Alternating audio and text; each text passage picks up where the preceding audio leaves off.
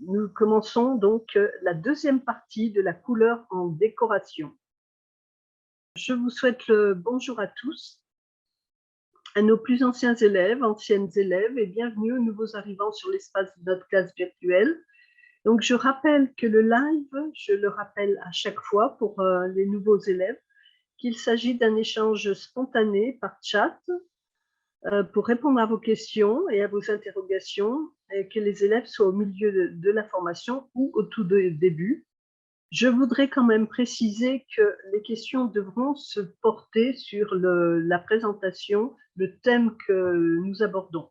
Effectivement, si vous avez d'autres problèmes concernant votre formation, vos devoirs, vos inquiétudes, vos angoisses, dans ce cas, je vous demanderai de plutôt m'adresser un message ou de m'appeler. Vous pouvez essayer de m'appeler ou de prendre rendez-vous pour être sûr que je sois disponible.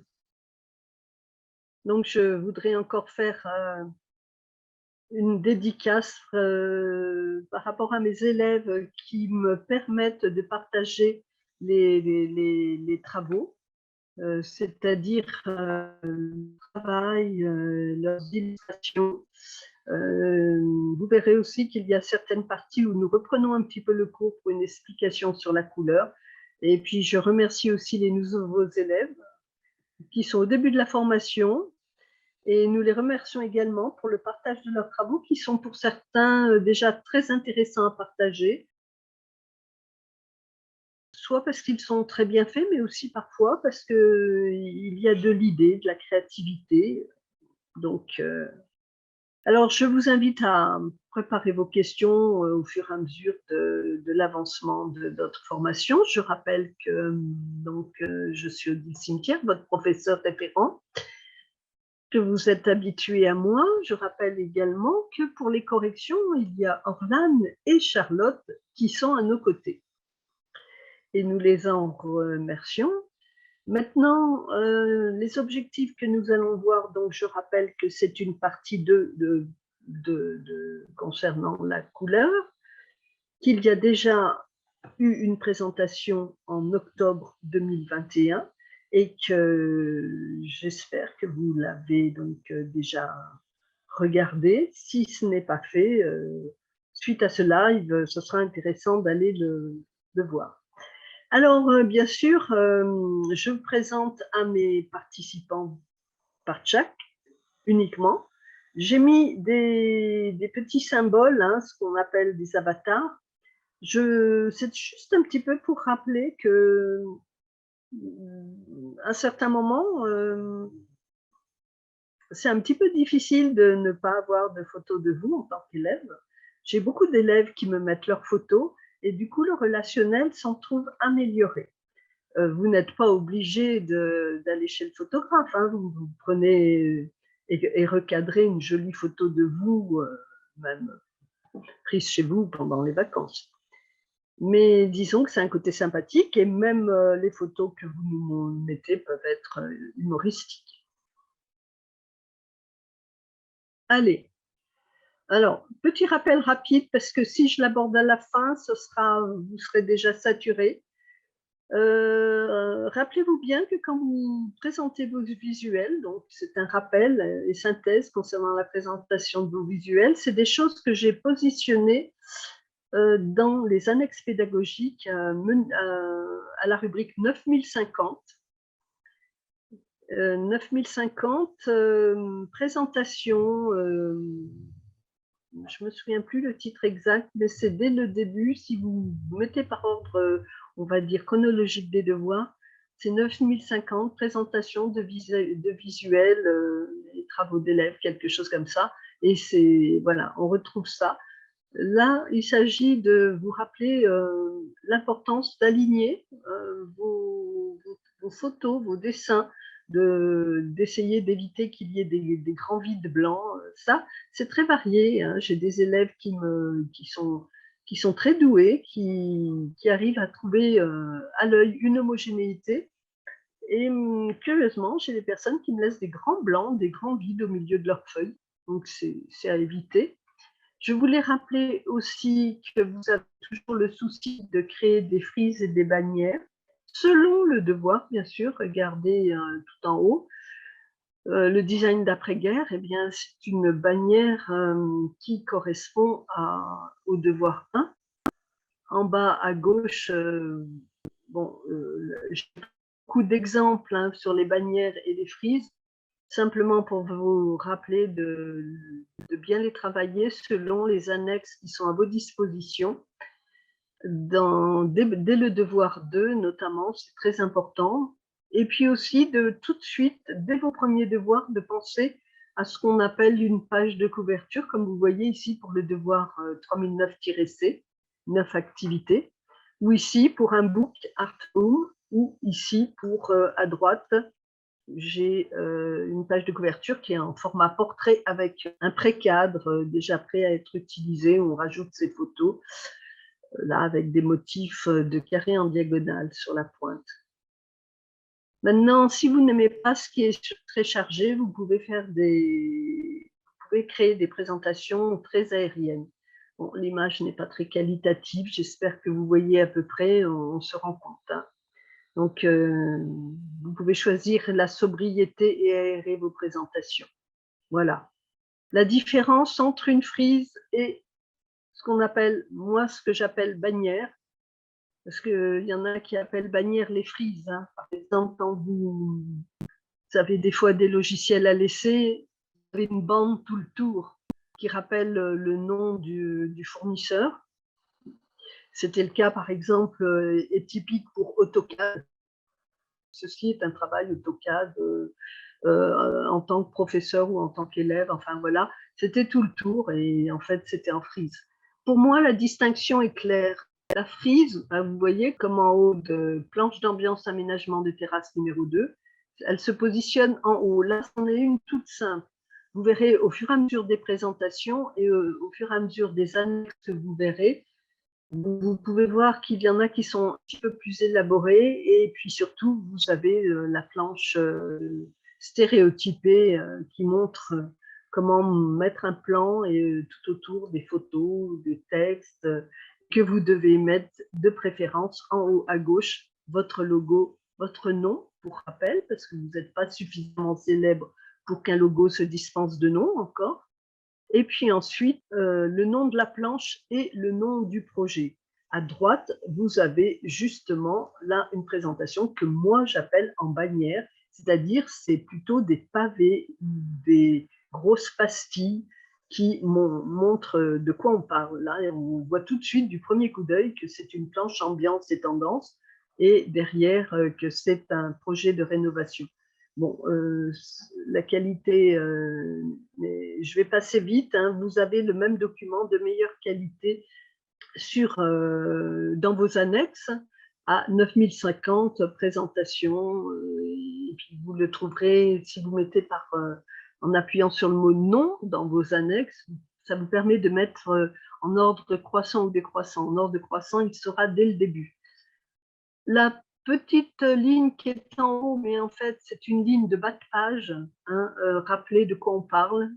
Et rappelez votre nom, votre numéro, que vous travaillez pour Créacourt, et ainsi de suite. En général, je préfère le nom en premier. Là, l'élève a mis le nom du devoir. Mais c'est plutôt bien fait. Qu'est-ce que je voulais dire d'autre? Bon, c'est un petit rappel très rapide. Je ne vais pas insister. Je voulais quand même vous dire que tout ça, vous devez le faire, ces compositions avec plaisir. La composition d'une plage est le même acte, la même action qu'un aménagement d'intérieur, quelque part. Je reviens à mon programme. Donc, les objectifs que nous verrons donc, seront divisés en items A pour éviter de confondre avec parties. Alors, bien sûr, je mets les objectifs de la formation sur la couleur qui seront présentés en plusieurs parties. Mais en fait, le problème, c'est que j'ai déjà appelé partie 1, partie 2, partie 3, chaque présentation sur la couleur, chaque créaline. La première partie que nous allons voir de manière plus détaillé ici, c'est de déterminer des harmonies colorées. Comment faire pour déterminer des harmonies colorées? Rappel de certains fondamentaux qu'on a vu déjà en partie 1 pour le live de la couleur sur la couleur en octobre 2021. Après, il faudra voir comment colorer selon les choix décoratifs qui s'imposent. S'appuyer sur les études préliminaires, concept, ambiance et tendance, palette de couleurs. Et le dernier item, que j'appellerai B, donc A, B, C, proposer quelques variations possibles et laisser choisir son client. L'idée, c'est d'induire un choix. Alors, j'espère que ça va toujours bien pour vous. Nous allons commencer. Donc là, j'ai présenté, on va dire, de manière écrite. Maintenant, j'illustre davantage ce que nous allons voir. La détermination des harmonies colorées. Alors, les harmonies colorées, nous verrons et nous l'avons vu que, entre autres, la nature nous inspire, mais que, vous le voyez sur la droite, on va s'aider de ce qu'on appelle le cercle chromatique. Ensuite, donc, on colorera selon les choix décoratifs. On s'appuiera sur les études préliminaires. On procédera à la création de planches d'inspiration, concept, ambiance, tendance, à dégager des palettes de couleurs. Et puis, à partir de là, il y a des planches tendances qui vont se dessiner et vous jouerez vous-même sur certains choix colorés. Après, en présentation des objectifs, toujours, ce sera l'item C, proposer quelques variations possibles et laisser choisir son client. On verra s'il faut l'orienter, l'induire pour l'aider à la décision. Toujours est-il que nous procéderons étape par étape. Nous procéderons étape par étape dans le sens où, pour le client, même s'il a déjà des idées, il ne faudra pas forcément soit lui imposer ou soit le brusquer. Il faudra plutôt amener l'idée de la couleur, lui donner l'impression qu'il lui revient, que finalement c'est lui qui l'a décidé pour qu'il n'ait aucun regret, même si c'est vous qui avez induit et proposé plusieurs solutions. Et comme on peut voir dans certaines émissions télévisées, en proposant quelques échantillons présélectionnés, quelques matériaux avec des couleurs présélectionnées, vous facilitez le choix du client. Petit rappel sur le fait qu'il y a deux façons de voir la couleur. Il y a ce qu'on appelle les couleurs qui ont une action soustractive ou additive. C'est-à-dire que vous savez très bien qu'en partant d'un prisme blanc, un rayon de lumière qui le traverse divise la couleur blanche en un spectre dit coloré. Je n'ai pas remis l'image, ceux qui ont la formation photographique revoient ça. C'est important de bien faire la différence parce que quand vous réglez vos écrans de télévision ou d'ordinateur, vous êtes dans la formule des photographes, que nous allons plutôt en fait travailler avec.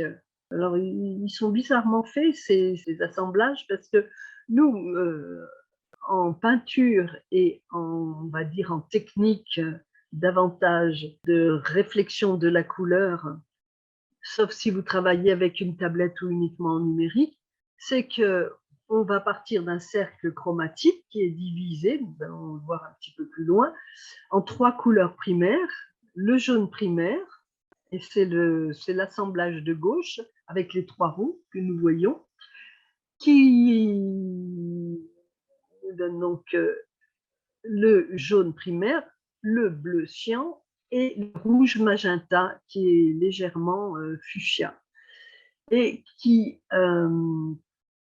finalement, alors attendez, je vais repartir autrement. Les couleurs primaires, en fait, ce sont les grosses bulles. Donc, c'est plutôt l'assemblage de droite. L'assemblage de droite, alors jaune primaire, bleu cyan, magenta, qui, si on les mélange, vont donner quelque chose qui approche du noir. soit un gris très foncé, soit un marron très foncé, presque du noir, et qui définissent les couleurs secondaires, bleu plus jaune, vert, bleu plus rouge, magenta, violet, et jaune plus rouge, magenta, normalement un orangé. Je ne vous cache pas que selon la définition de l'écran, là, c'est un orangé bien rouge.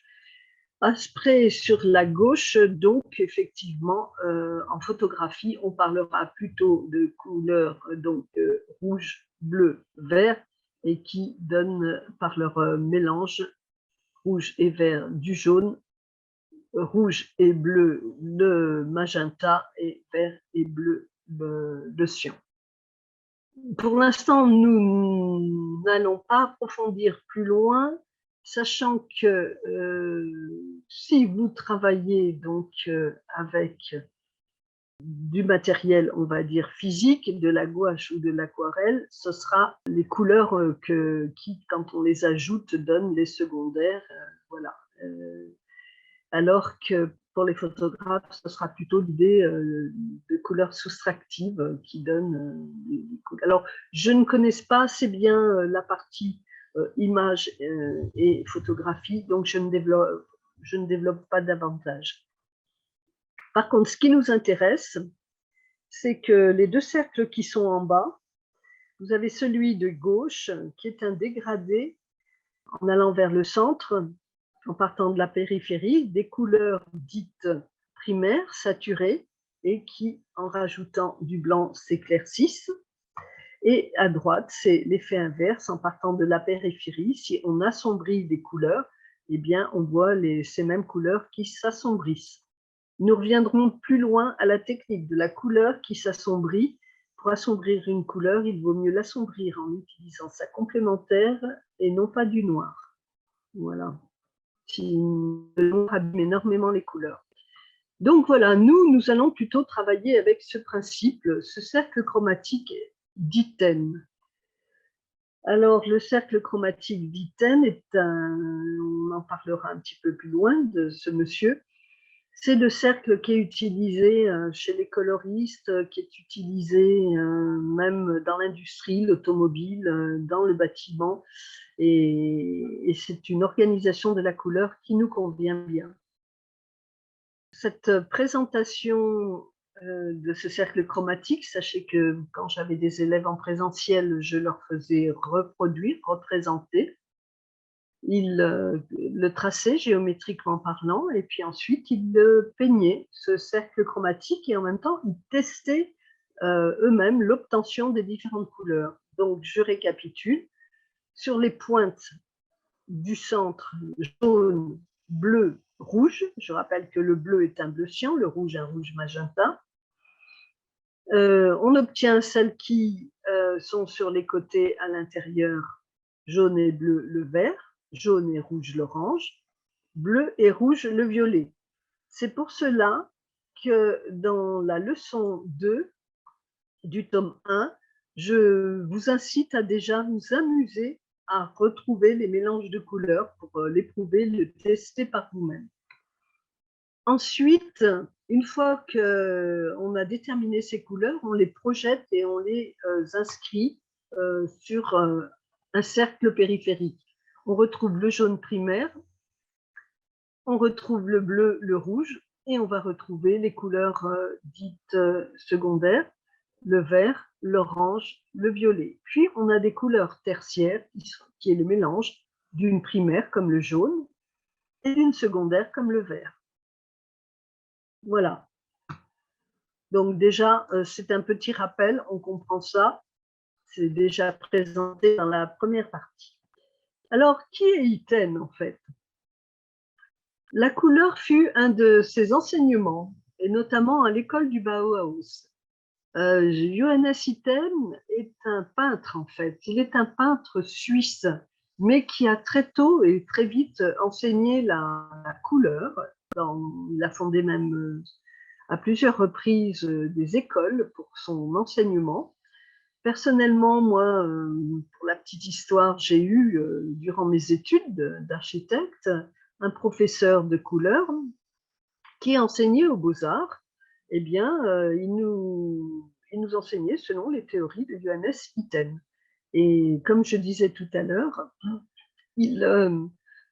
Johannes a écrit un ouvrage, L'art de la couleur, qui a eu des répercussions et qui se retrouve même dans la coloration, dans l'industrie, l'automobile, l'architecture, les bâtiments, les beaux-arts. Voilà. Donc, nous essayons d'en voir certaines parties. Hein.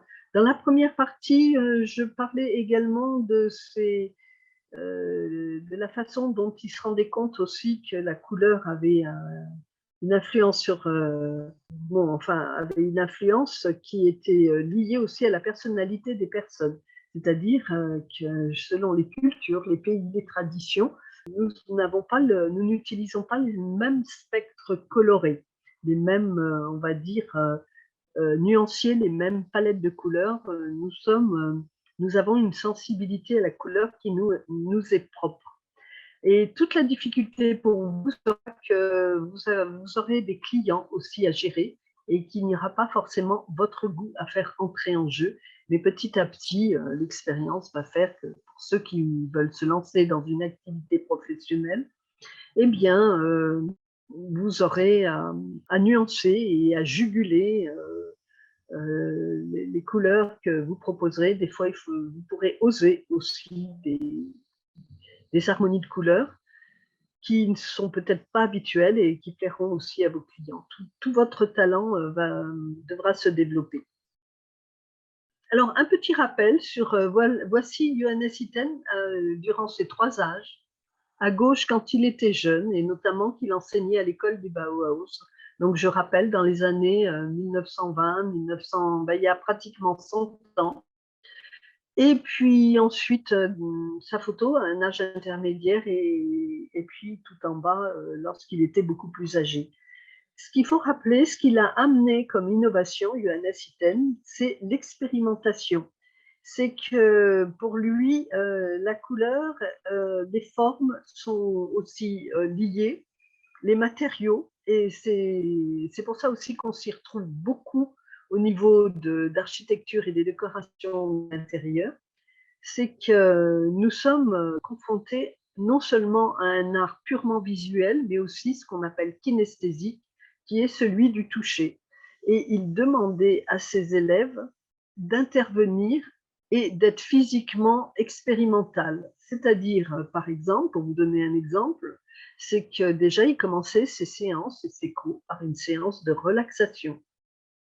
Et puis, c'était pas rare qu'il fasse travailler à la manière dont vous avez pu apprendre l'art plastique, ce qui était très innovant à l'époque, c'est-à-dire en utilisant des matériaux qui pouvaient être brassés, assemblés, collés, coupés, et puis qui pouvaient aussi bien avoir un ressenti. Il pouvait très bien demander à ce que soit assemblé de la plume avec du bois ou des choses comme ça. Donc c'était très innovateur et c'est quelque chose que je vous raconte parce qu'il ne faudra jamais l'oublier dans votre pratique professionnelle personnelle. N'oubliez pas votre ressenti. Faites attention au piège de l'ordinateur qui donne uniquement finalement un ressenti cérébral et visuel. Démultipliez vos expériences, allez dans la nature, regardez les couleurs, touchez les matériaux. Pareil, allez dans des showrooms, touchez les matériaux, les tissus, les tentures. Voilà, ça fait partie du job. Alors, ensuite, vous allez dire, oui, c'est bien beau, mais cette roue, elle sert à quoi? Bon, à comprendre l'organisation de la couleur. Mais elle sert également à choisir des combinaisons de couleurs. Par exemple, là, avec le split en couleurs complémentaires, vous allez par exemple vouloir travailler avec une base de jaune. Vous voyez le petit dessin en haut. Et puis aussi sur le côté. Là, sur le côté, le jaune est déjà éclairci et rompu, c'est-à-dire que la couleur n'est plus un jaune, c'est un jaune orangé qui est déjà ce qu'on appelle une couleur plus sourde. Eh bien, cette couleur, elle a une complémentaire en soi, qui était le violet. Mais on peut choisir non pas de prendre le violet comme complémentaire, mais de jouer avec les deux couleurs qui composent le violet, par exemple. Alors là, on le voit surtout au milieu, hein, avec le cercle chromatique de base. Jaune, et de chaque côté, vous avez en fait des couleurs complémentaires qui sont des couleurs que non, même pas secondaires, puisque là, vous avez des couleurs tertiaires. Et là, sur le côté aussi. Alors, les couleurs sont un petit peu différentes de la figure de gauche parce que on est parti plutôt, non pas sur un jaune, mais sur un orangé. Mais ça, c'est surtout pour vous faire comprendre. Et ensuite, voici en bas à droite, finalement, le nuancier avec lequel vous pourrez travailler. Voici les couleurs que vous pourrez ensuite aller chercher dans vos nuanciers. Alors, bien sûr, ça demande de tester, de pratiquer et d'expérimenter. Voilà. Vous organisez vos couleurs. Ensuite, vous faites une sélection avec vos nuanciers sur les couleurs que vous allez conserver pour travailler, sachant que le nuancier a l'avantage de présenter des gammes et des très étendues de dégradés. Donc, vous allez des couleurs les plus claires aux plus sombres. Bien sûr, on ne travaille même plus dans ce cadre-là avec de la couleur pure. Mais il y a des nuanciers qui proposent des couleurs pures. Donc, tout est possible aussi. C'est vous qui choisissez. Maintenant, nous allons aborder une autre partie. Par rapport à tout ce que je viens de vous dire, j'ai utilisé du vocabulaire propre à la couleur et nous allons revoir le vocabulaire de la couleur. Est-ce que ça va pour vous toujours? Est-ce que c'est bon pour ce qui est de la technique de la couleur? Comment on trouve des harmonies colorées? Moi, je ne vous en ai proposé qu'une seule solution avec le triangle isocèle, mais dans la partie 1, nous avons déjà abordé les différentes combinaisons. Hein. Des fois, il y a des combinaisons en carré, il y a des combinaisons en triangle équilatéral. Éventuellement, peut-être que ce fera l'objet d'une étude de la couleur encore plus approfondie.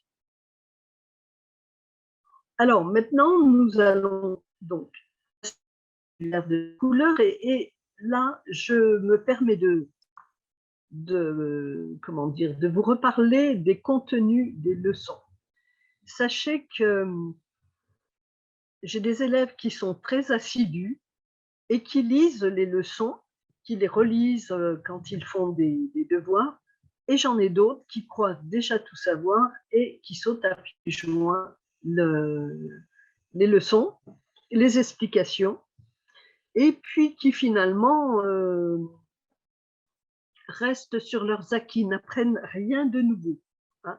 Donc, je vous engage vraiment, quand vous lisez vos leçons, à les comprendre, à vous arrêter sur certains points. Hein. Voici un extrait de la leçon « Un métier, c'est technique ». B, vous avez travaillé les harmonies de couleurs. Je rappelle que déjà, dès la leçon 2, on parle déjà de la couleur, que vous retrouvez également la couleur abordée dans le tome 5 et encore un petit peu plus tard sur le tome 6. Voilà, donc vous retrouvez la couleur en plusieurs parties. Cette partie que nous allons voir, c'est celle écrite par Bénédicte Régimon et qui est très intéressante. Et sachez que dans la formation, donc, tout ce qui est définition, glossaire, c'est moi qui les ai complétés. Tout ce qui est illustration, photo, donc pour que vous ayez des leçons attractives, j'ai pu les rajouter en choisissant donc des illustrations le plus parlant possible. Petit rappel sur ce qui est écrit. La couleur est plus qu'un art, c'est une science. Créer des harmonies est un métier qui ne s'improvise pas.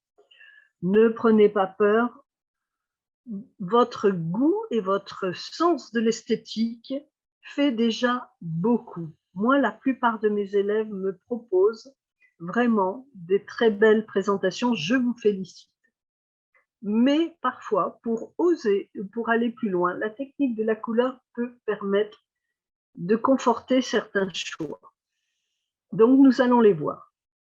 En théorie, vous voyez en bas de la page, toutes les couleurs peuvent se mélanger, que cela vous plaise ou non. C'est un autre débat. C'est-à-dire qu'effectivement, il y a des mélanges de couleurs qui nous heurtent, mais souvent, ce n'est qu'une question d'époque, de culture, de tendance. Parfois, il faut oser, parfois, il faut aller voir ailleurs. Il y a des anecdotes par rapport à ça. Il y a une époque, en France, il n'aurait jamais été question de mélanger, par exemple, un bleu avec un vert, ou un vert un petit peu soutenu, genre vert sapin, avec un bleu également soutenu, alors qu'on voyait couramment ces mélanges de couleurs en Angleterre. Et on disait, ah, les Anglais ont mauvais goût. Et puis quelques années plus tard, ces couleurs nous sont arrivées sous une autre forme.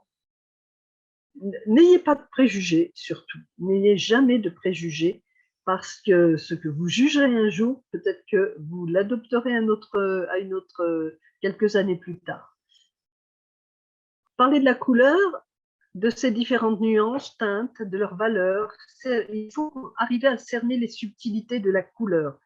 Il y a des choses que vous ressentez, vous avez déjà un vocabulaire que vous avez appris par rapport à ce que vous avez vécu, par rapport au langage que vous avez eu, ne serait-ce qu'au travers de la mode, des vêtements, les échanges que vous avez pu avoir dans votre famille ou même à l'école. Alors, souvent, au niveau des couleurs, on va parler justement déjà de nuances. Parce que même avant de parler de nuances, en fait, au départ, il y a la couleur, la teinte de départ, on appelle ça aussi la couleur de base, mais on dit aussi le ton. Donc, qu'est-ce que sont les nuances après ça? La nuance, alors je vais dire avec vous, une nuance est le résultat du mélange de plusieurs couleurs. Chaque nuance se compose de la teinte de départ, la couleur de base ou le ton, mais aussi de la saturation et de sa valeur de gris. Alors, la saturation d'une couleur, c'est l'état d'une couleur au maximum de sa coloration, au maximum de pigments. Quand vous avez un rouge éclatant, c'est que vous avez la couleur de base. Donc, c'est le maximum de sa coloration et de son éclat, la luminosité aussi. La saturation d'une couleur peut donc varier et se réduire pour devenir plus claire. Mais en même temps, elle peut également s'assombrir. Alors, petit rappel, là, avec cette page, on peut travailler la couleur et s'amuser justement à analyser une couleur d'après un échantillon. Et puis ensuite, la recréer.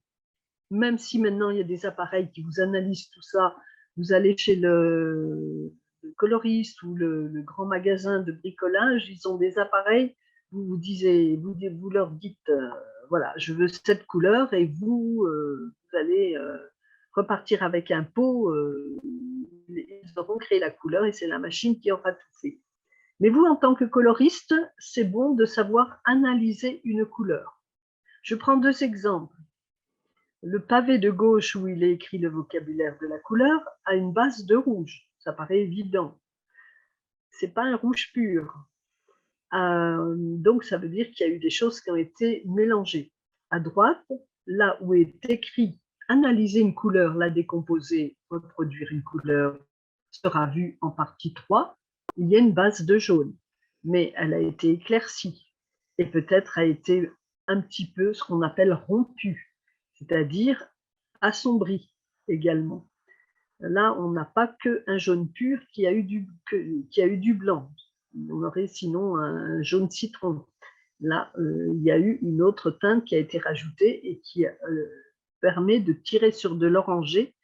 Et le jaune, pour tirer sur de l'orangé, ça veut dire qu'on a rajouté eh bien, non seulement un petit peu de rouge, mais aussi peut-être un petit peu de bleu, ce qu'on va voir plus tard, au vu qui vont suivre. Donc là, on est sur des extraits de cours que vous avez déjà lus. Je préfère vous le réanalyser pour une bonne compréhension. Alors justement, pour ces changements de la couleur pure, on va dire, du ton d'une couleur de base qui serait au maximum de sa saturation, soit elle a été éclaircie, soit elle a été assombrie, soit les deux. Donc, la variation de la saturation initiale établit les variations de saturation d'une couleur initiale établissent une gradation régulière depuis les tons les plus soutenus de couleur maximum jusqu'à des tons de cette même couleur éclaircie. Mais on peut jouer sur la valeur, l'assombrissement de la couleur, soit par l'ajout de noir, déconseillé, enfin, non seulement moi je vous le déconseille pour l'avoir pratiqué, mais on le retrouve également comme conseil chez les artistes peintres. Donc l'ajout de noir est déconseillé pour assombrir une couleur, car le noir casse les couleurs. Il doit y avoir un phénomène chimique qui fait que la couleur est cassée. Le noir ne devrait jamais être utilisé en soi, le noir artificiel. Le noir n'existe pas en réalité. Ou alors, dans ce cas, pour assombrir une couleur, vous ajouterez la couleur complémentaire en plus ou moins grande quantité. Il en faut peu pour rompre une couleur. Dans ce cas, on obtient des tons rompus. C'est-à-dire que on va voir un petit peu plus loin la nuance. Donc, ces tons rompus, c'est simplement une couleur qui a été assombrie, soit donc en rajoutant une complémentaire. Alors, un exemple, si je veux rompre un jaune, je vais rajouter sa complémentaire qui sera le violet.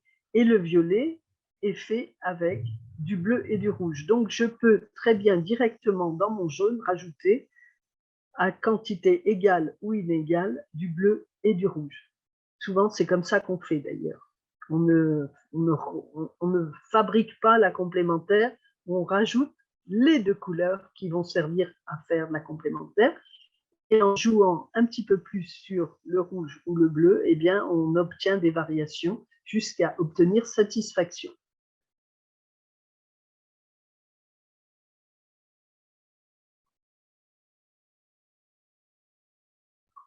Voilà, entre autres, avec les échantillons.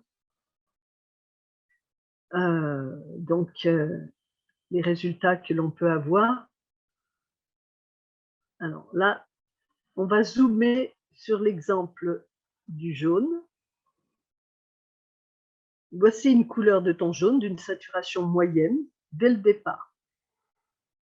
Donc, ça veut dire que cette couleur est déjà éclaircie. Et vous rajoutez une pointe, mais une petite touche de couleur complémentaire, du violet, ou, comme je le disais, du bleu et du rouge, et vraiment de la pointe du pinceau. Et vous verrez votre jaune devenir plus doux ou plus ou moins éteint, selon les dosages. On peut tendre alors vers des beiges. Si en même temps, vous rajoutez du blanc pour éclaircir. Alors, d'un point de vue pratique, je rappelle simplement des définitions. Il y a dans d'autres parties de la leçon, notamment dans le tome 6, où on vous incite à analyser une couleur et rechercher une couleur. Alors, qu'est-ce que la valeur maintenant? Alors, la valeur, ben, vous voyez la partie haute de la vue, c'est flagrant. Vous avez des pastilles colorées qui sont passées en noir et blanc. Et on peut donc déterminer la valeur de ces couleurs, c'est-à-dire si elles sont d'une valeur claire, gris, ou de plus en plus noir. Prenez en haut à gauche le bleu marine, outre-mer même. Eh bien, vous voyez que en changeant, en passant sur des gammes de valeurs, de gris et blanc, il rendrait noir. C'est-à-dire, imaginez, vous avez une palette de couleurs colorées, vous passez à la photocopieuse en noir et blanc, et voilà ce que vous obtenez à droite. Et là, on peut voir les valeurs des différentes couleurs. Les jaunes sont plutôt de valeurs claires. Les rouges, qui sont très éclatants, sont de valeurs moyennes, en fait. Alors, la valeur, chaque couleur a une valeur plus ou moins sombre. Le jaune a une valeur claire, le bleu outre-mer a une valeur sombre. On observe au mieux cette notion de valeur lorsque la même image en couleur passe en noir et blanc, avec toutes les gradations de gris. J'ai compris? Là, je pense que cette fois-ci, il n'y a pas meilleur exemple pour comprendre ce que c'est que la valeur des couleurs. Ensuite, vous avez les camailleux, les pastels, les couleurs cassées, tous les gris. Nous allons voir ça. Alors, les camailleux, eh bien, vous pouvez voir, par exemple, tout en haut à droite, un camailleux qui donc correspond à différents tons existants et de peu de variations d'une même couleur. C'est des fois en assemblant plusieurs teintes que on arrive à créer ce qu'on appelle de dégradés de couleurs qui s'harmonisent, mais qui ne sont pas forcément très claires. Des fois, les couleurs sont soutenues, très saturées en couleurs, on dirait, très pigmentées. Par contre, par ailleurs, les pastels, en termes de couleurs, sont légers. C'est ce qu'on appelle légers, avec des valeurs très claires, et apparaissent parfois comme transparents, sont peu saturés. Pour les obtenir, on partira plutôt du blanc, auquel on ajoute par petites touches une couleur pure et parfois sa complémentaire, pour rompre plus ou moins la teinte. C'est-à-dire qu'il y a deux actions. Dans les couleurs pastel, on peut partir d'une couleur pure, donc saturée, énormément l'éclaircir. Mais pour ne pas passer tout votre tube de blanc, vous partez du blanc et dedans, vous mettez un petit peu de couleur. Et ensuite, pour que cette couleur soit moins, on va dire, vous savez, des couleurs un petit peu enfantines, les roses, les bleus layettes, ce qu'on appelle un petit peu des couleurs, on va travailler et enrichir la couleur en rajoutant sa complémentaire ou une couleur secondaire. Il va y avoir tout un travail et c'est là qu'on obtient de nombreuses nuances, comme par exemple ce qu'on appelle, et ce qu'on voit en bas à droite, ce qu'on appelle des roses poudrées. Vous avez même en association des couleurs cuivrées. Ça, un petit peu plus tard. Avec les couleurs pastel, pour les mettre en valeur, il est bien d'introduire des éléments brillants, très lisses. Voilà. Là, c'est le cas avec le luminaire, le globe qui est cuivré, avec un cuivre d'ailleurs un petit peu rosé. Alors, les couleurs pastel, ce mot de pastel, ça vient d'une plante qui donnait des bleus très clairs. C'est un nom qui définit des couleurs, une couleur. Il faut savoir que ça ne s'accorde jamais. On dit les couleurs pastel. Pastel reste au singulier. Alors, les couleurs pastel connues comprennent les couleurs appelées lilas, rose pâle, vert menthe, vert amande. Des fois, on va parler de vert Nil, la couleur du fleuve, le Nil en Égypte, les beiges, coquilles d'œufs. Bon, bien sûr, cela inclut les blancs crème, les bleus layettes, les bleus ciel, les tons nudes, proches de la peau, et notamment dans les beiges rosés. Ce que l'on peut noter, c'est que donc il y a une richesse infinie de ces couleurs dites pastel, que souvent on va quand même en décoration essayer de créer un contraste ou un liant qui fait que il y ait quand même un dialogue qui se crée et un dynamisme. Alors, ce mot de casser, toutes les couleurs cassées, c'est-à-dire éclaircies, sachez que nous, très personnellement, on l'utilisait aussi par une couleur auquel on a rajouté, qu'on a assombri. Disons que la couleur cassée, c'est-à-dire qu'elle n'est plus pure, en fait. Hein. Mais à l'origine, une couleur cassée, c'est qu'on a ajouté du blanc. Et par extension, c'est aussi que, en fait, on a pu l'assombrir. Donc, même une couleur cassée peut faire partie de la famille des pastels. Voilà, ce n'est pas uniquement des couleurs pures auxquelles on a rajouté du blanc. Vous voyez là l'intérieur d'un décor, on va dire plutôt avec des tons qui correspondent à un style scandinave. Voilà. Mais sachez que souvent, il y a de plus en plus maintenant ce qu'on appelle des liants, couleurs liantes comme les gris, qui permettent que ces couleurs pastel passent bien, ne soient pas. Il y a aussi la couleur du bois, donc ne soit pas juste une sorte de monde un petit peu édulcoré. En fait, presque toutes les couleurs peuvent être mélangées pour former une couleur pastel, même les bruns, orange, ocre, rouge et jaune. Attention, cela reste des couleurs pâles, donc désaturées, c'est-à-dire claires, dépigmentées ou blanchies. Vous aurez également tous les gris, très clairs, ou plus ou moins foncés. Vous avez également ce qu'on appelle les gris colorés et les blancs colorés, enfin surtout les gris colorés, le blanc coloré c'est encore un petit peu à part, mais quoique s'ils sont suffisamment colorés, ils deviennent pastels.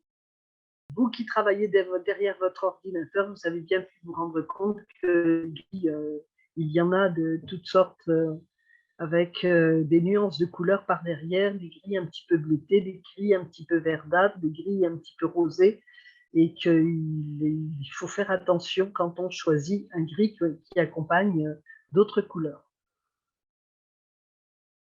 Là, donc, on est sur un rappel du cours quand même. Je vous laisserai éventuellement réfléchir et retourner, je ne vais pas trop m'attarder. Voici là un principe qui est assez fondamental. Donc, vous êtes prêts, vous êtes prêtes, ouvrez bien grand vos oreilles. Concerne un choix d'harmonie colorée pour vos intérieurs, l'idée est que vous devez avoir la présence toujours de 3 couleurs primaires: bleu, jaune, rouge, que nous on appelle bleu cyan, jaune primaire, rouge magenta. Le mélange des 3 donnera toujours donner un gris moyen ou du beige. C'est-à-dire, si nous avions eu l'occasion d'expérimenter le mélange des 3 couleurs saturées au maximum de leurs couleurs et qu'on appelle primaire, le cyan, le rouge magenta, le jaune primaire, le bleu cyan, si on les mélangeait, on approcherait pratiquement du noir. Un noir ou un gris très foncé ou un marron très foncé. Le dosage est difficile à faire soi-même. Mais justement, cela signifie que pour atteindre un gris moyen, que ces 3 couleurs primaires qui sont utilisées, avec le mélange des autres, ces couleurs devront donner un gris moyen. Donc ça veut dire que forcément, ces couleurs, certaines du moins, devront être assez claires, éclaircies, et ne pas donner, si on les mélangeait tous, un résultat trop sombre ou trop clair. En fait, regardez les vues qui sont sur le côté. Voilà, c'est des travaux d'élèves. Vous avez dû déjà la voir plusieurs fois, cette représentation. Là, il y a une sorte de photomontage, justement, avec une couleur qu'on appelle marsala, qui est une sorte de rose poudré mais assez soutenue. et une association avec un bleu bien particulier, un bleu-gris. Si on regardait le cercle chromatique, on s'apercevrait qu'il y a une assez grande logique. Et puis, sur le côté à gauche, le dressing en gris. Si on mélangeait ces couleurs, alors il y a la présence aussi d'un sol gris moyen et d'un plafond éventuellement blanc, on ne le voit pas très bien. Mais disons que l'ensemble de ce mélange de ces couleurs devrait donner un gris moyen, pas un gris sombre, pas un gris clair. En bas, on a la même chose avec un aménagement d'un bureau, d'un coin, hein, ça fait partie du devoir 3. On a on est dans la situation où on a une sorte de vert un petit peu kaki, mais relativement clair, et la présence de sièges noirs et de parties grises, gris pâle, qui fait que si on mélangeait l'ensemble de ces couleurs, on obtiendrait un gris moyen. Donc, finalement, on se rend compte d'ailleurs que à notre période actuelle, en décoration, en termes de décoration, on a souvent la présence de plusieurs couleurs. Hein. Déjà, une pièce n'est pas colorée sur les 4 murs de la même manière, ni le plafond. Le sol, c'est une chose, hein. Ça peut être du bois, du carrelage, donc il a sa propre couleur, il faut en tenir compte. Mais on s'aperçoit que souvent, dans des réussis de mise en couleur, il y a la présence de tons neutres qui permettent de lier et d'assurer la présence d'une couleur déjà un petit peu forte, avec un ressenti de bien-être. Parce que finalement, si on regarde bien, il s'agit pour vous d'aménager des lieux pour assurer soit un bien-être, soit aussi une émotion. Et que c'est l'équilibre de ces couleurs qui souvent va réussir à assurer cet effet de bien-être ou de création d'émotions. Et on s'aperçoit, oui, l'aménagement utilise des teintes neutres comme des gris colorés pour assurer un lien avec des couleurs un petit peu plus fortes. Et cela fonctionne bien. Bien, alors, vous retournerez à vos leçons et vous verrez qu'il y a aussi l'analyse d'une image donc colorée, l'image d'un intérieur, comme je viens de le faire avec vous, vous relirez et vous pourrez, d'ailleurs, on vous tend la perche, on vous demande d'analyser vous-même des images d'intérieur que vous pourrez trouver dans les magazines ou sur le net. Alors, toujours le vocabulaire de la couleur. Voici qu'avec 2 objets, le décor fait des nuances de gris et de beige s'animent. Bon, c'est cela, créer une harmonie, ce n'est pas uniquement associer des couleurs sur un nuancier. Donc, il y a quelque chose aussi très important. Écoutez bien, vous êtes prête, c'est qu'il y a aussi une histoire de proportion des couleurs. Donc, bien sûr, le mélange des couleurs devront donner un gris moyen. Alors, vous allez dire, oui, mais comment on fait?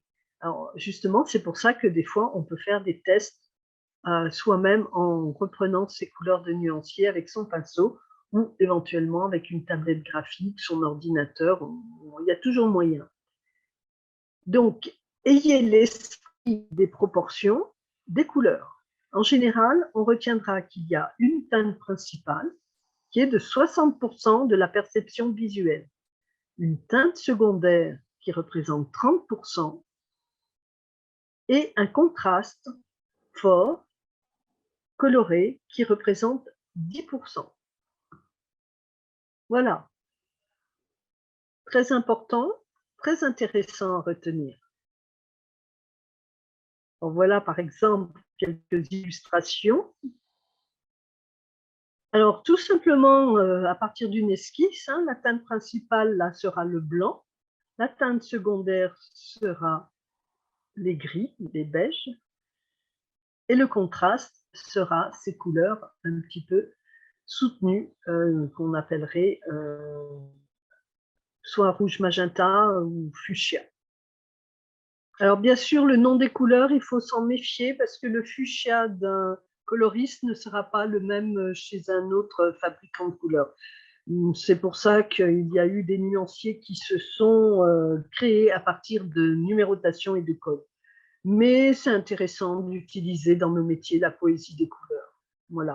La numérotation des couleurs devient vraiment intéressante lorsque finalement vous devez faire reproduire une couleur ou dire à un artisan, voilà, je veux la couleur numéro tant. Ce sera celle qui sera pour peindre telle chose, tel mur, tel. Ça permet d'avoir, on va dire, une pérennité et un indice qui permet de s'assurer que c'est bien de cette couleur-là dont on parle et non pas d'une autre. Mais attention, c'est toujours pareil, hein, quand vous choisissez une couleur, mais ça fera l'objet d'une autre partie, il faut vraiment que vous ayez conscience que le choix de la couleur, et c'est abordé dans le tome 6, variera énormément selon les conditions de votre environnement. Il faut vraiment que vous fassiez attention aux autres couleurs qui seront juxtaposées, à la taille des pans de mur. Il y a aussi notre coloriste dans la formation, Madame Neveu, qui intervient et qui parle de ce phénomène. Voilà encore une mise en situation. La teinte principale, on va dire, sera un blanc légèrement coloré, grisé, mais avec des tonalités, on va dire, rosées aussi. Voilà, la couleur secondaire pourrait être le noir, la table, les chaises, des pans de mur entiers. Et la teinte de contraste, la présence par petites touches de couleurs de ce qu'on appelle un rouge carmin. Voilà. Donc, sachez que d'ailleurs, ces choix de teintes de contraste sont souvent connotés avec des tendances, une mode. On retrouve cela dans les publicités, on retrouve ça sur les plateaux de télévision. Il y a des couleurs récurrentes qui, comme ça, reviennent par période ou par époque. Voilà un autre point de vue du restaurant. Je rappelle en même temps, et je la remercie, c'est un travail d'une de mes anciennes élèves. Tout est parti d'une modélisation. L'image n'est pas très nette. Malheureusement, le résultat l'était bien, mais lorsqu'on copie, qu'on colle ou qu'on fait des captures, il y a une perte de qualité d'image. Alors maintenant, vous avez dans le cours aussi ce phénomène de palette de couleurs transverses. Et justement, c'est là que cela peut permettre de trouver ce qu'on appelle un liant. C'est-à-dire que quand vous choisissez certaines teintes, chaque ligne correspond à des harmonies colorées, mais vous pouvez voir des combinaisons possibles différentes en passant à d'autres harmonies colorées sur la verticale, et ainsi comme ça d'en juxtaposer et d'avoir une richesse de choix. Alors, je ne vous cache pas que cette pratique est subtile et demande pas mal d'expérience. Donc, si vous les prenez individuellement et horizontalement, elles sont équilibrées. Alors, là où se révèle le savoir du décorateur, je cite Bénédicte Régimon, c'est dans votre leçon, mais j'insiste, c'est dans sa capacité de mixer des teintes qui peuvent paraître surprenantes. Si vous mixez le bleu canard et l'orange, ce sera un beige qui pourra faire le lien, mais aussi un corail. Le résultat sera différent, mais harmonieux. Voilà. Un jaune et un rouge, pourquoi pas, avec un vert kaki qui jouera les entremetteurs. Je ne vous cache pas que là, il y a une part de pratique et d'expérience, d'œil aiguisé. Si vous ne voulez pas rester dans les couleurs qu'on a tendance à voir un petit peu partout, passe-partout, voilà, c'est ça qui fera peut-être parfois la différence pour certains projets un petit peu ambitieux. Alors, si vous aimez les camailleux pastels ajoutés, je vous l'ai dit tout à l'heure, une touche de couleur vive ou brillante, réfléchissante, argentée ou dorée. C'est même un conseil que nous donnait notre professeur de couleur quand je me souviens bien, à mes études. On nous demandait de fabriquer des maquettes, pas forcément des maquettes d'aménagement intérieur, parfois simplement une structure un petit peu improbable avec des objets trouvés de ci, de là, colorés. Si on arrivait avec un ensemble pastel, il vous disait rajouter des éléments qui apportent de la brillance. Voilà, en théorie, toutes les couleurs dont sont mélangées, c'est ce que nous avons vu déjà tout à l'heure. Donc, vous devez élargir votre champ de vision et prendre en considération aussi toutes les teintes qui entrent en compte dans la perception d'un espace. Attention, votre environnement a beaucoup d'importance selon le lieu où votre client habite ou vous-même. Les réverbérations sont impactantes. Si vous êtes dans nos régions avec des ciels orageux et beaucoup de verdure, ce ne sera pas tout à fait les mêmes réverbérations et les mêmes lumières que si vous êtes en Afrique, avec des couleurs plutôt de terre, de paille, de savane, et des ciels qui sont parfois même très blancs, très, très ensoleillés, très, très aveuglants. Faites attention. Regardez également aussi à ce que si vous avez par exemple la présence d'une piscine, les réverbérations de l'eau sont toujours très magiques. Elles se réverbèrent sur l'intérieur de la maison. Et il y a un effet qui influence la façon dont vous intervenez dans la couleur.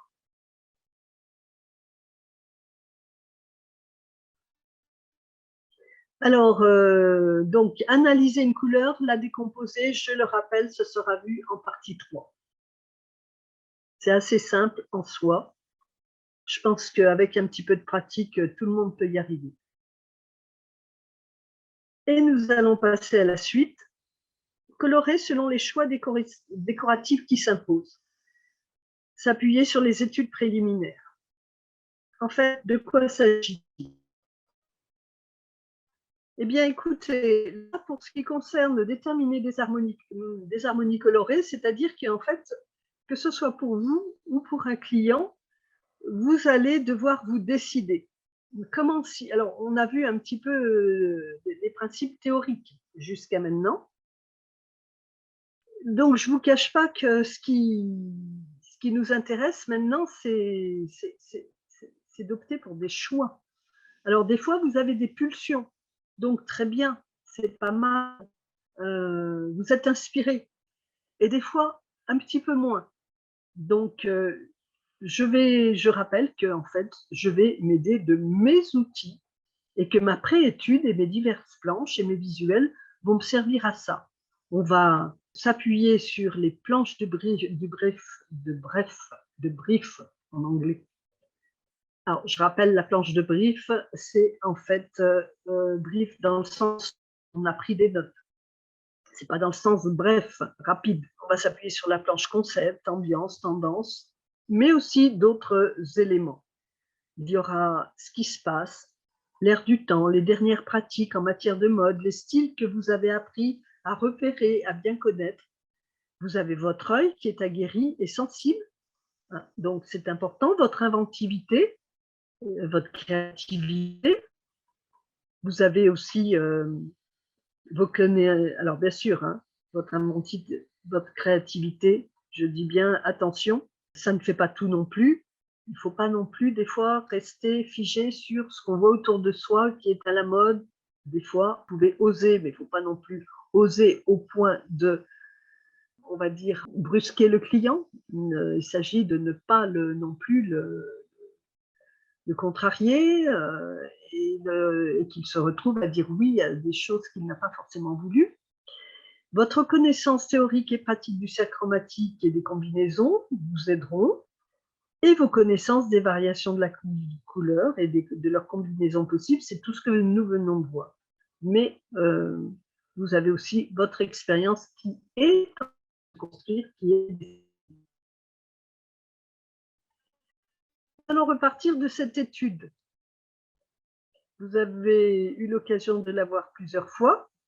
Cette étude même si les titres et on va dire les frises ne sont pas académiques, elle est quand même intéressante. Vous avez en fait la première planche qui est la planche de brief, la deuxième la planche concept. On redescend en bas, vous avez la planche ambiance, tendance, et tout à fait à droite en bas, et la planche projet en quelque sorte. Alors on va les passer un petit peu plus.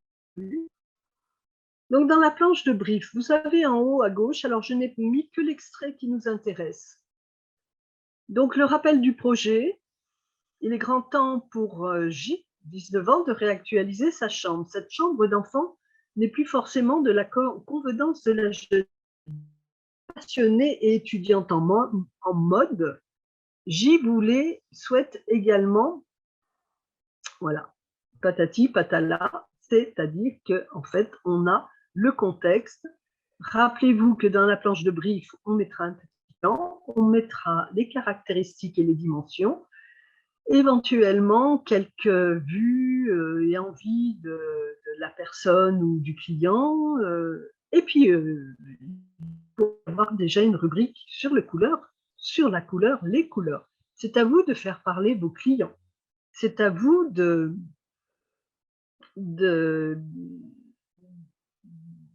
pouvoir saisir à quoi ils sont sensibles. Vous pouvez leur demander même de rassembler certaines images où la couleur leur paraît très simple. On ne va pas s'arrêter à dire j'aime le bleu. Il faut qu'ils arrivent à déterminer dans les roses quelle rose. Justement, là, c'est bien parce que dans le choix des couleurs, vous avez une petite analyse. Il a fallu un compromis entre le rose trop enfant et des couleurs trop sombres. La proposition est donc un camailleux de Marsala que l'on peut accorder avec d'autres couleurs plus toniques ou pastel. Les matières sont de qualité, veloutées, brillantes et douces. Oui, on en revient à ça. On a pas mal de couleurs pastel, on associe un aspect des matériaux précieux et brillants. Surtout dans ce cas, nous avons une jeune fille qui s'intéresse à la mode. Voici comment a été fait la planche concept, avec une image très forte de mode d'une jeune fille, où on retrouve toutes ces couleurs dites de Marsala, hein, qui est des roses soudées, un petit peu soutenues, un petit peu plus foncées, qui tirent vers ce qu'on appelle du terracotta. Et sont associées à ces couleurs, eh bien là on peut deviner déjà un vert un petit peu vif dans la couronne de fleurs de la jeune fille, et aussi un certain bleu. Vous avez des accessoires et déjà quelques éléments qui permettent d'amener, comme on sait le faire, la planche concept, avec des termes expressifs comme dynamique, lumineuse, douce, pétillante. Voilà, on sait déjà la couleur sur quoi nous allons partir avec cette thématique. Donc finalement, souvent ça se fait même à notre insu, de manière un petit peu facile. Admettons que, bon là c'est facile, d'autant plus facile qu'on a la planche sous les yeux. Mais lorsqu'on part dans le vide, si effectivement on partait de cette couleur Marsala et qu'on retourne voir le cercle chromatique de Johannes Itten, on se rendrait bien compte que les couleurs qui s'opposent, soit en triade, en split, seraient un vert et un bleu. Alors bien sûr, pas des couleurs pures. Là, on est sur des zones et des cercles de couleurs, on va dire, qui sont déjà des tons qu'on appelle un petit peu sourds. Sont des tons rompus qui sont en fait adoucis parce qu'à la fois éclaircis et assombris, et qui donnent des couleurs intermédiaires qui ne heurtent pas et qui sont harmonieuses. Voilà une autre proposition pour un autre projet. Donc, la précédente, je l'avais mis en dessous de l'image. C'est une proposition qui était de Nathalie Prévost. Là, cette deuxième proposition est une proposition de Armand Béhari. À chaque fois, je vous présente là des recherches et des travaux de nos élèves Créacourt qui étaient en formation. Nathalie Prévost 2018-2020, Armand Béhari 2019-2021. Il a terminé l'année dernière et ça y est, il est lancé, il s'est installé à son compte. Donc, mais c'est un élève qui revenait beaucoup vers moi. Il y a eu un suivi très proche, un très très bon travail, on va dire régulier et de questionnement. Il ne faut pas hésiter hein, si vous êtes en difficulté dans votre formation. Et voici la planche tendance qui a pu s'en dégager avec donc ces teintes de dégradé de vert, de gris vert et de noir et quelques petites touches de rosé poudré. Alors bien sûr, la couleur est culturelle. Hein. Ça, c'est quelque chose que sur laquelle j'ai beaucoup insisté sur la partie 1 de la présentation de la couleur. Mais il faut savoir que les choix coloris varient, nos émotions sont sensibles selon les lieux d'où nous venons, les terroirs, le climat, les climats, nos goûts, le statut social et selon les inspirations issues de la nature. D'ailleurs, la mode s'inspire beaucoup aussi de la nature. Vous voyez ici, par exemple, toujours dans ce que je venais vous dire, que le statut social, mais aussi l'histoire, a ses propres couleurs. Ici, nous sommes sur une période art déco, où il y a tout un travail de nuances, en nuances de beige rosé, et rehaussé de cadres noirs, d'encadrements plus foncés, et de bois rares qui sont colorés. Que ce soit sur des bâtiments, on va dire, publics ou un intérieur. Donc, c'est des couleurs qu'on retrouve parfois dans l'art déco, on retrouve même des teintes plus ethniques, des terracottas, des couleurs qui sont liées à des couleurs plus ethniques, avec des couleurs safran, jaune safran, ou des couleurs un petit peu ocre rouge. Donc, tout est une question de goût, de lieu, mais globalement, il y a des harmonies qui sont très spécifiques, on va dire, par style et par époque. Alors, il y a aussi ce qui se passe actuellement, c'est la mode et les tendances actuelles. Alors, des fois, on voit des retours, comme le retour du noir, du gris. C'est vrai qu'il y a des choses qui ne s'osaient pas il y a, on va dire, 50 ans, se font, rehaussées par la présence de rose, de violet. Voilà, tout est une question aussi de tendance. Il y a eu aussi le retour du vert sapin, associé à des blancs, à des roses ou à des noirs. Voici ce que cela peut donner. Donc, amusez-vous de savoir actuellement si ces couleurs qui finalement avaient pointé leur nez à partir de 2019, si elles sont encore en cours ou s'il y a d'autres tendances en termes de couleurs. Voilà encore une autre proposition avec une couleur principale qui est un certain gris et une couleur secondaire qui va être plutôt dans les beige orangé et les couleurs, le pourcentage, on va dire, le pourcentage de couleurs qui donne la touche de contraste, l'orange. Et là, en bas, ce contraste entre le noir et l'orange et un gris intermédiaire. Voilà. Donc, je rejoins ce que nous avions vu précédemment. Le retour de certains matériaux, ici, c'est ce qu'on appelle le terrazzo ou bien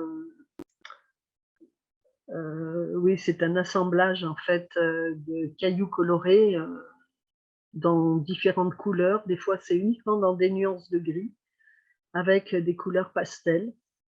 Il y a des traits, mais proposer quelques variations possibles et laisser choisir son client. Là, nous allons partir sur quelque chose que tout le monde connaît un petit peu, mais je voulais insister sur cet aspect. Ce qu'il faut, c'est quand même aider son client. Donc, voilà. Parler de couleurs, de ses différentes nuances et teintes, cerner les subtilités de la couleur. Vous les connaissez bien. Le client, on les connaît peut-être un peu moins. Il a des idées un petit peu, des fois, arrêtées. Donc, il va falloir que vous jongliez sur cette possibilité de donner le choix, mais pour vous en sortir, vous, en tant que professionnel, ça peut être intéressant déjà de faire et de proposer une présélection suite à l'analyse que vous avez pu mener avec vos planches de brief et concept, et puis même ambiance et tendance. Donc, retenir quelques couleurs à la fois de coloration des murs, du mobilier et des matériaux pour leur faire choisir sur des nuances déjà qui sont prédéfinies et assez proches. L'idée, c'est de ne pas être obligé de faire le grand écart et de passer des heures à discuter et à hésiter sur des formules complètement différentes. D'où l'intérêt de l'approche progressive par planche de brief, planche concept, planche ambiance, ambiance et tendance, sachant que dans la planche concept, déjà, vous pourrez avancer des palettes de couleurs. Bien sûr, hein, donc je reviens sur travailler les harmonies de couleurs. Donc, ça aussi, c'est quelque chose que vous pourrez faire, vous, dans votre petit laboratoire d'idées, au préalable. Voilà. Alors, bien sûr, vous allez aussi jouer et surfer sur l'effet de mode, selon les ambiances et les tendances que vous avez choisies. Vous avez, par exemple, comme ici, une tendance scandinave qui se dégage, où on est sur des couleurs plutôt douces, sachant que cette même tendance scandinave évolue elle-même, selon, c'est quelque chose qui est déjà installé depuis plus d'une dizaine d'années, et que, par exemple, les dernières années, il y avait un retour sur on va dire, la tendance scandinave, en introduisant encore davantage de matériaux naturels, de création artisanale. Alors, reconnaître les fonctionnements divers entre les couleurs, donc c'est ce que nous venons de voir en partie 2. Là, nous allons aborder différents autres aspects de la couleur et je vais vous indiquer tout simplement dans quelle partie vous pourrez les voir. Par exemple, agir sur les volumes à l'aide de la couleur. Eh bien, ça, c'est quelque chose que l'on verra en partie 3. L'influence des couleurs, le symbole et langage des couleurs est quelque chose que nous avons vu en partie 1. Donc, c'est la première vidéo que vous pouvez revoir en replay qui est déjà en place actuellement. Donc, agir sur les volumes à l'aide de la couleur en partie 3, OK. Reconnaître l'utilité des fonctionnements divers. Bon, les modes, là encore, on se rend compte qu'il y a l'utilisation de teintes qui sont un petit peu, on va dire, masculines, le blanc, du noir pour les encadrements, pour le mobilier, pour les luminaires, le bureau, qui correspond à une inspiration, on va dire, de paysages brumeux. Nous pouvons voir régulièrement. Hop.